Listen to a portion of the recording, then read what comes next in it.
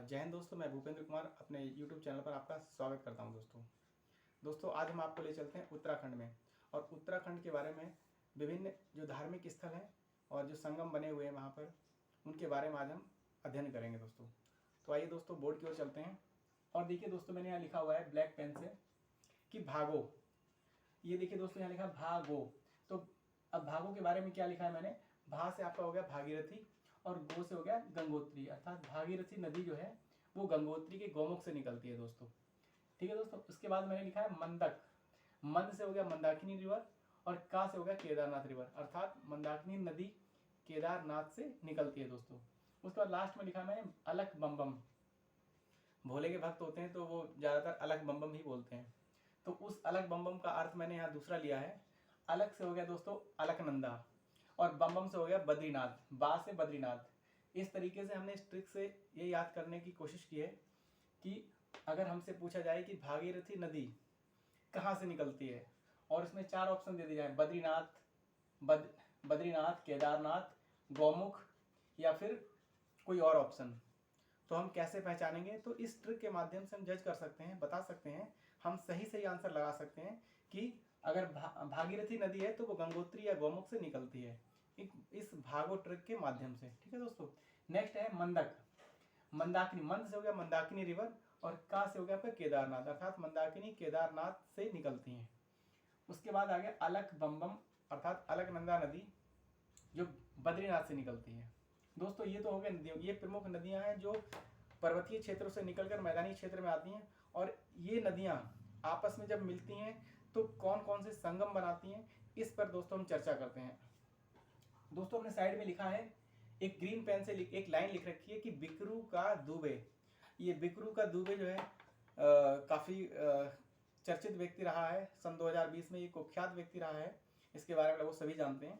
तो इस बिकरू का दुबे के माध्यम से मैं आपको बताना चाहता हूँ दोस्तों कि बी से यहाँ हो गया विष्णु प्रयाग, का से हो गया कर्ण प्रयाग और रू से हो गया रुद्र प्रयाग और देव दुबे से हो गया देव प्रयाग, अर्थात विष्णु प्रयाग, कर्ण प्रयाग, रुद्र प्रयाग और देव प्रयाग।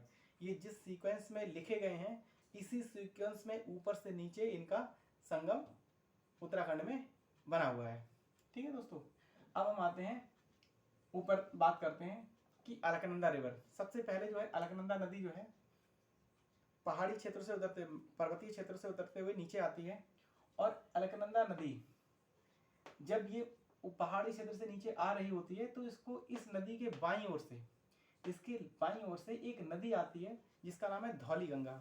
और ये धौली गंगा नदी जिस स्थान पर अलकनंदा से मिलती है वहां पर एक संगम होता है, वहां पे इन दोनों नदियों का संगम बनता है और उस संगम का नाम है विष्णु प्रयाग, अर्थात धौली गंगा और अलकनंदा ये दोनों रिवर मिलकर यहाँ पर एक विष्णु प्रयाग नाम का संगम स्थापित होता है।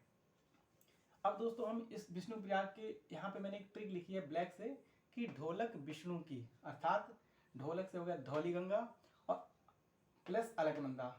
अलकनंदा और धौली गंगा ये दोनों जिस स्थान पर मिलती हैं वहाँ एक संगम बनता है और उस संगम का नाम है विष्णु प्रयाग।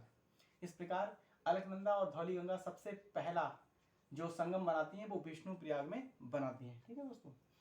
कंबाइंडली ये रिवर जो है धौली गंगा और अलकनंदा मिलकर दोनों एक हो जाती हैं और कंबाइंडली ये अलकनंदा के नाम से ही जानी जाती है, और आगे चलती है नीचे उतरती हुई मैदानी क्षेत्र, जब पहाड़ी क्षेत्र में नीचे उतरती हुई आती है तो उसके बाद इस अलकनंदा नदी को इसके बाईं ओर से एक और नदी आकर मिलती है जिसका नाम है पिंडर रिवर। अब ये पिंडर रिवर और अलकनंदा नदी ये दोनों नदियां मिलकर इस स्थान पर एक संगम बनाती हैं, उस संगम का नाम है दोस्तों कर्णप्रयाग।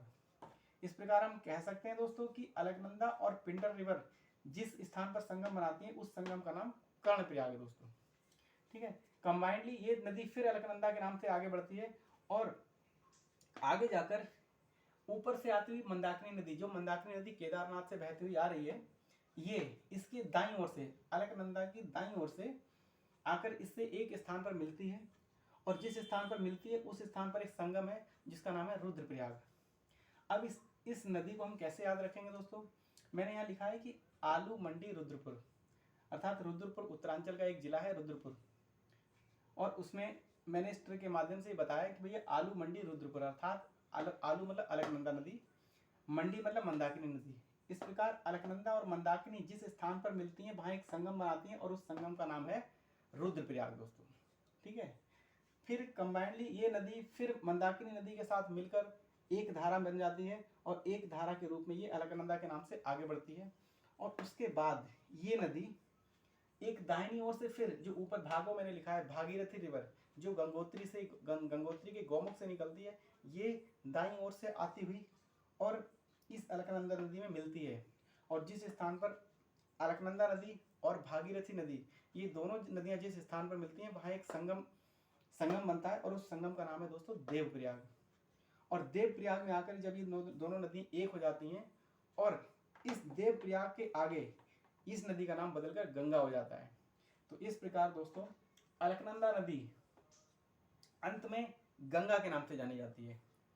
अलकनंदा नदी बद्रीनाथ से निकलती है और ये छोटी छोटी नदियों से मिलते हुए एक धारा में बहती हुई अपने अंदर अथाह जल समाहित करते हुए जब ये देवप्रयाग में पहुंचती है और मंदाकिनी और भागीरथी नदी से मिलती है, तो भागीरथी नदी और अलकनंदा इन दोनों के मिलने से इस नदी के संगम पर देवप्रयाग बनता है।